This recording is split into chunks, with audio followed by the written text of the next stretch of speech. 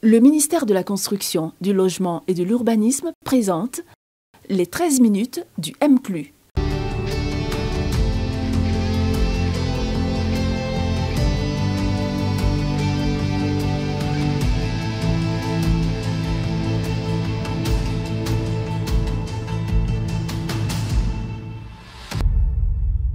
Mesdames, Messieurs, bienvenue dans les 13 minutes du MCLU, un numéro spécial consacré au nouveau programme de 25 000 logements sociaux et économiques. La Côte d'Ivoire, comme tous les États, a une responsabilité: loger tous ses citoyens. C'est la raison pour laquelle, de 2012 à 2021, la Côte d'Ivoire a lancé un programme de 150 000 logements. Depuis lors, 33 000 logements ont été livrés par les opérateurs immobiliers en raison de contraintes structurelles pesant sur l'ensemble des parties prenantes. Depuis lors, le ministre de la Construction, du Logement et de l'Urbanisme, M. Bruno Nabagné-Koné, a pris l'initiative de lancer une nouvelle phase portant sur 25 000 logements sociaux et économiques. Mesdames et messieurs, cette nouvelle phase est annoncée comme étant une phase de rupture. Rupture dans le mode de gouvernance, rupture dans le modèle économique, rupture dans le mode de financement, mais surtout rupture dans le mode de commercialisation, car il va mettre désormais l'accent sur la location simple et la location-vente. C'est la raison pour laquelle, dans quelques instants, j'aurai l'honneur de recevoir Monsieur le ministre sur mon plateau. Et pour recevoir un ministre, bien sûr, il faut remettre le costume. Dans quelques instants, je serai avec M. Bruno Nabagné-Koné, chef d'orchestre de cette structuration nouvelle. A tout de suite à son cabinet. Au sommaire de ce numéro spécial, deux rubriques: la parole à l'usager et l'avis de l'expert, avec notre invité spécial, M. Bruno Nabagné-Koné, ministre de la Construction, du Logement et de l'Urbanisme.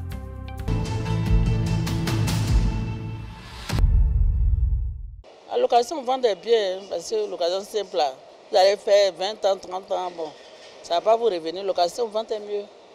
On pense que c'est mieux. C'est une bonne initiative si l'État réussit à faire ces projets. Sinon, les logements sociaux, il y a des gens qui ont été grugés. Mais moi, je pense que c'est une très très belle initiative. Parce qu'avec tout ce que nous voyons, nous venons de voir, ce que nous voyons, les bidonvilles, les quartiers précaires, tout ça là, qui sont en train d'éliminer peu à peu. Mais que ce projet-là voit le jour, je pense que c'est une très très bonne chose qui va arranger tout le monde. Les projets d'habitats sociaux, je pense que c'est une très bonne initiative. Ça va vraiment soulager les Ivoiriens. Nous en avons besoin. Non, je veux voir pourquoi. C'est-à-dire, ce qu'ils appellent du social là, hein, c'est le prix. Hein? Quand c'est social, c'est à partir du prix qu'on peut dire qu'il y a quelque chose de social. Hein. Moi-même, si on me dit un logement qui vraiment à tel prix que c'est abordable, mais concrètement là, hein, il faut que ça se réalise.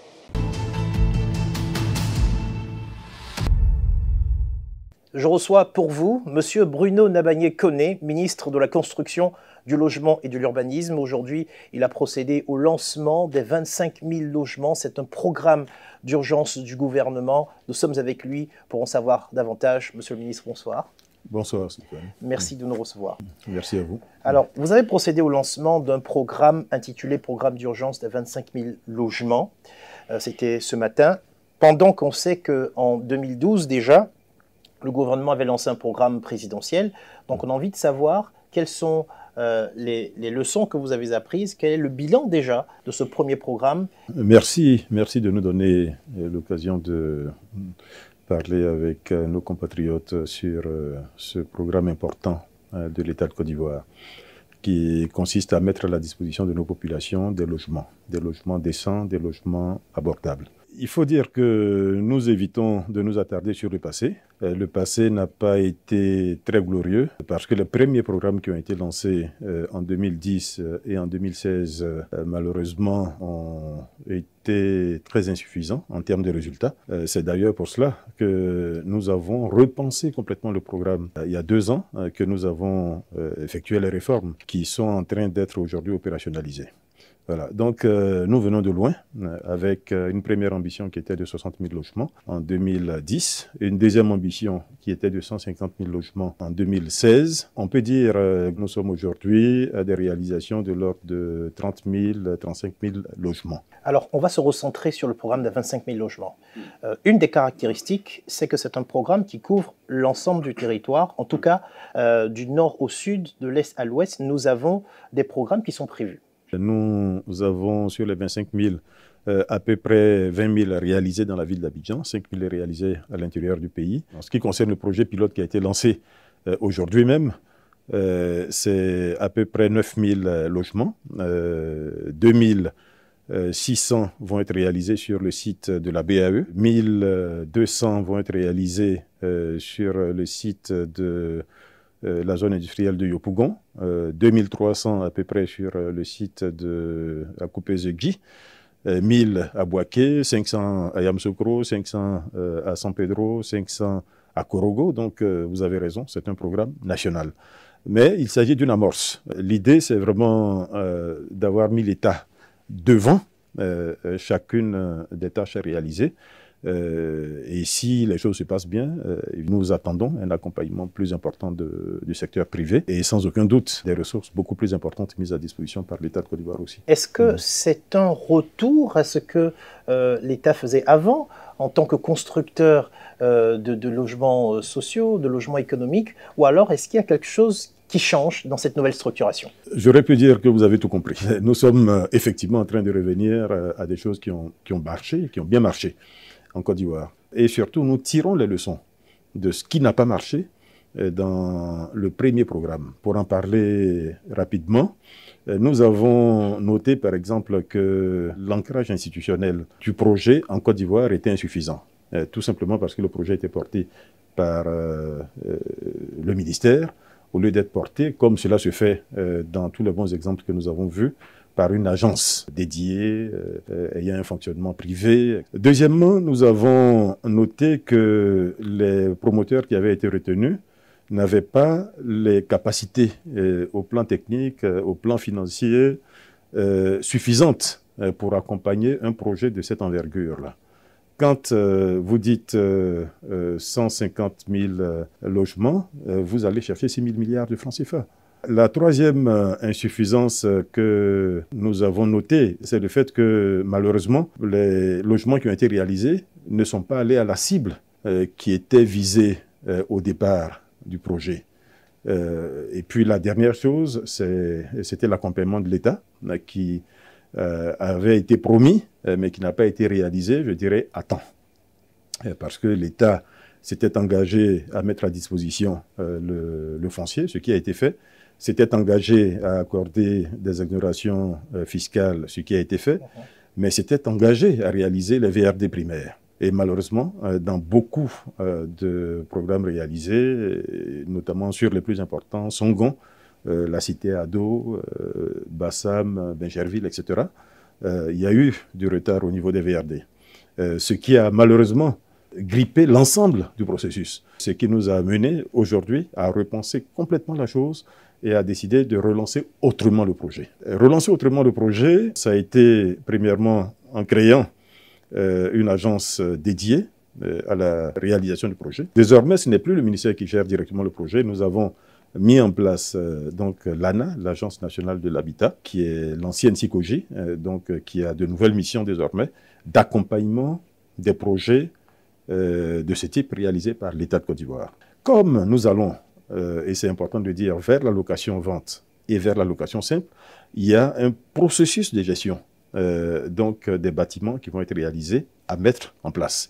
Nous avons mis en place une commission nationale d'attribution des logements sociaux. Ça aussi, ça avait manqué par le passé. Aujourd'hui, c'est une commission qui existe, qui a une dizaine de membres de plusieurs ministères. L'autre chose que je dirais, c'est que pour amorcer la pompe, l'État a décidé lui-même, pour ce projet de 25 000 logements, de faire un certain nombre de tâches qui étaient anciennement dévolues aux promoteurs, aux financiers, etc. L'État allait rechercher du financement et du financement adapté au type de commercialisation que nous visons, c'est-à-dire la location-vente et la location simple. Donc il a fallu aller chercher du financement avec des maturités longues auprès d'un certain nombre de bailleurs de fonds. Il a fallu rechercher des financements des taux concessionnels.